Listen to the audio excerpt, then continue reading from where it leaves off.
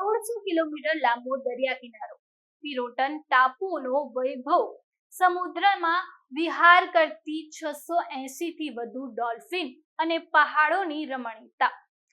પ્રકૃતિના આ અમૂલ્ય ખજાનાને વૈશ્વિક સ્તરે ચમકાવવા ગુજરાત સરકાર 20 કરોડના વૈશ્વિક બજેટ સાથે ઇકો અને મરીન ટુરિઝમમાં ક્રાંતિ દ્વાર ખોલવા જઈ રહી છે. આ પહેલ માત્ર પર્યટન પૂરતું સીમિત નથી, પરંતુ સ્થાનિક યુવાનો અને નાના વેપારીઓની આજીવિકા બદલવાનું એક મોટું અભિયાન બની રહી છે. તો ચાલો જાણીએ પ્રકૃતિના સાનિધ્યમાં આકાર લઈ રહેલા આ નવા ગ્લોબલ ટુરિઝમ હબ વિશે. મુખ્યમંત્રી ભૂપેન્દ્ર પટેલના નેતૃત્વ હેઠળ ગુજરાતના વિશાળ દરિયાકાંઠા અને કુદરતી સંસાધનોને વૈશ્વિક પર્યટન કેન્દ્ર તરીકે વિકસાવવાની ભગીરથ કામગીરી શરૂ થઈ છે. ઇકો ટુરિઝમ, મરીન ટુરિઝમ અને આઇલેન્ડ ડેવલપમેન્ટ પર વિશેષ ભાર મૂકવામાં આવી રહ્યો છે. રાજ્યના અર્થતંત્રને એક નવી ગતિ પણ આપવામાં આવી રહી છે. જામનગર અને દ્વારકા વિસ્તારની અંદર લગભગ 22 જેટલા આઇલેન્ડ છે, ટાપુઓ છે. પિરોટન સહિતના આ મરીન નેશનલ પાર્કને વિકસાવવાનું, ઇકો ટુરિઝમ સાઇટ તરીકે વિકસાવવાનું આપણે નક્કી કરેલું છે. એ ઉપરાંત આ જ કોસ્ટ ઉપર 680 જેટલી ડોલ્ફિન છે. આ એક સૌથી મોટું આકર્ષણનું કેન્દ્ર બની શકે એમ છે. સૌરાષ્ટ્રમાં 3 જગ્યાએ આપણે જે દરિયાઈ કાચબા છે એનું બ્રીડિંગ સેન્ટર પણ બનાવેલું છે. ગીર સેન્ચ્યુરી છે જ્યાં લાયન વસે છે, એનું સેકન્ડ હોમ બરડા સેન્ચ્યુરી પણ બનાવવામાં આવ્યું છે.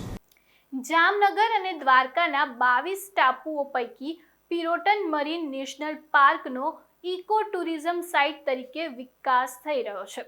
આ સાથે જ બોટ દ્વારકામાં ડોલ્ફિન ટુરિઝમ અને ઓખામડીમાં ટર્ટલ ટુરિઝમ પ્રકૃતિ પ્રેમીઓ માટે મુખ્ય આકર્ષણ બન્યા છે. માધવપુર, નવદરા અને જાફરાબાદ જેવા રમણીય કિનારાઓ પર ટુરિઝમ મેપ પર ચમકી રહ્યા છે, જ્યારે એડવેન્ચર સ્પોર્ટ અને મરીન લાઈફને કારણે સ્થાનિક રોજગારીમાં પણ નોંધપાત્ર વધારો થઈ રહ્યો છે. રિલિજિયસ ટુરિઝમમાં દ્વારકા કોવિડ પછી ઉત્તરોત્તર ખૂબ પ્રગતિ કરી છે અને લાખોની સંખ્યામાં શ્રદ્ધાળુઓ આવવા માંડ્યા છે.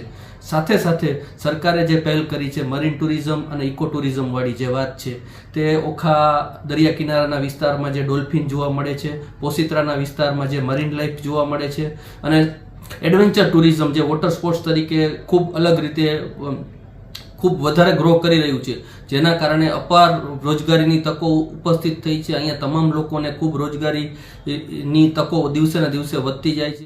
અમે લોકો વડોદરાથી આવ્યા છે અને આ ઇકો ટુરિઝમમાં અમે લોકો ભાટમાં અહીંયા જોવા આવ્યા છે. હવે સિચ્યુએશન એટલી બધી સરસ છે, પ્રકૃતિમાં રહેવાનું જેને ગમતું હોય એના માટે તો બેસ્ટ સ્થળ છે.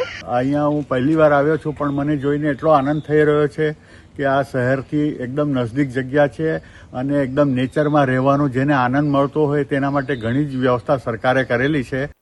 દરિયાઈ સીમાથી આગળ પંચમહાલના જાંબુઘોડા અભયારણ્યમાં આવેલા ભાટ અને ધનપુરી ઇકો ટુરિઝમ સેન્ટર વન્યજીવો અને રોમાંચના નવા કેન્દ્ર બન્યા છે. ગીચ જંગલો, ટ્રેકિંગ અને સ્થાનિક આદિવાસી સંસ્કૃતિનો અદ્ભુત સમન્વય પ્રવાસીઓને મંત્રમુગ્ધ કરી રહ્યો છે.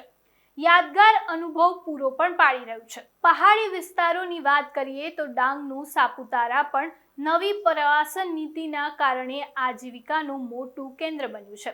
12 માસ ચાલતા ઉત્સવો અને નયનરમ્ય વાતાવરણના લીધે અહીં પ્રવાસીઓનો અવિરત પ્રવાહ ચાલુ રહે છે, જેનો સીધો લાભ સ્થાનિક હોટલ્સ, ઉદ્યોગ, હસ્તકલા અને કારીગરો તેમજ નાના વેપારીઓને મળી રહ્યો છે.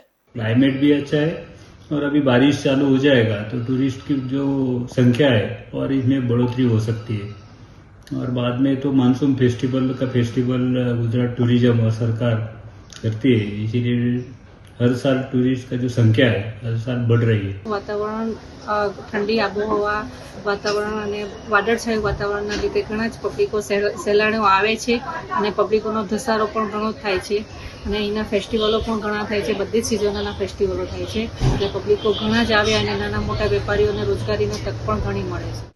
તો સરકારની આ નવી આઇલેન્ડ અને મરીન પોલિસી આગામી વિસ્તારમાં ગ્લોબલ ટુરિઝમ માર્કેટમાં ગુજરાતની મજબૂત દાવેદારી પેશ કરશે અને આ નીતિથી સ્થાનિક સ્તરે પર્યાવરણના જતન સાથે આર્થિક અને રોજગારને પણ બૂસ્ટ ડોઝ મળી રહ્યો છે, જે લાંબા ગાળે સરહદી અને આદિવાસી વિસ્તાર માટે આશીર્વાદરૂપ સાબિત થશે.